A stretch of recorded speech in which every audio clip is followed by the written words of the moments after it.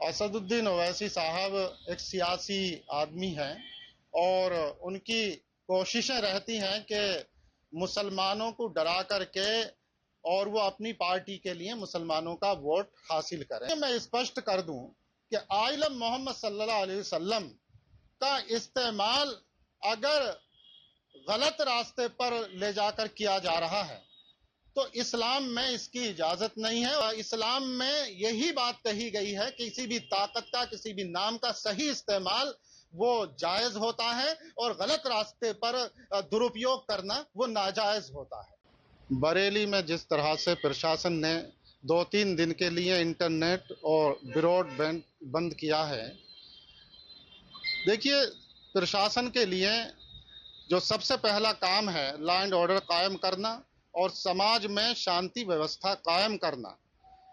जिस तरह से पिछले दिनों में बरेली के हालात तनावपूर्ण हुए और हिंसाएं हुई, फिर प्रशासन को कंट्रोल करना पड़ा और कार्रवाइयां भी हुई, तो कोई भी समाज सबसे पहले सुरक्षित होना बहुत ज़रूरी है।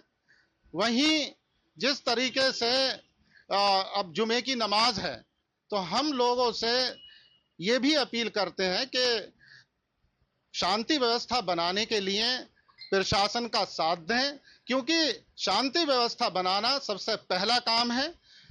जिस तरह से आई लव मोहम्मद सल्लल्लाहु अलैहि वसल्लम और नारे तकबीर के नारों को लेकर के पिछले दिनों में रोड पे आकर के तनाव बढ़ा और हिंसाएं हुई, तो मेरा मानना यह है कि किसी की भी ताकत का, किसी नाम का इस्तेमाल अगर गलत तरीके से हो रहा है तो ये एक फितना होता है और इसकी इस्लाम में बिल्कुल इजाजत नहीं है। ताकत का और नाम का इस्तेमाल सही तरीके पर हो तब वो ठीक होता है। तो यहाँ जिस तरह के हालात पिछले दिनों में बने, तो ये एक फितने की शक्ल ले रहा था, समाज में फसाद फैलने को था। तो शांति व्यवस्था कायम करने के लिए प्रशासन की कार्रवाई ये बेहतर है और हम यही अपील कर रहे हैं कि सभी लोग शासन प्रशासन का शांति व्यवस्था बनाने के लिए सहयोग करें। असदुद्दीन ओवैसी साहब एक सियासी आदमी हैं और उनकी कोशिशें रहती हैं कि मुसलमानों को डरा करके और वो अपनी पार्टी के लिए मुसलमानों का वोट हासिल करें, ये खास मकसद उनका रहता है।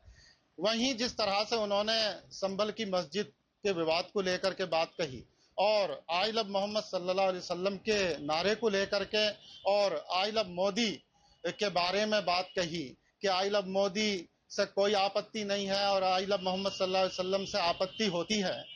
तो देखिए मैं स्पष्ट कर दूं कि आई लव मोहम्मद सल्लल्लाहु अलैहि वसल्लम का इस्तेमाल अगर गलत रास्ते पर ले जाकर किया जा रहा है तो इस्लाम में इसकी इजाजत नहीं है और ये एक फितना माना गया है। वहीं अगर इस्तेमाल सही रास्ते पर है तब ये जायज है। तो देखिए अगर बात करें आई लव मोदी की, तो यहां मामला अधिकार दिलाने का है। अगर अधिकार दिलाने के लिए कोई काम कर रहा है, कानून बनाए हैं, तो फिर असल मकसद गरीब, यतीम, मिस्कीन के अधिकारों का मिलना है।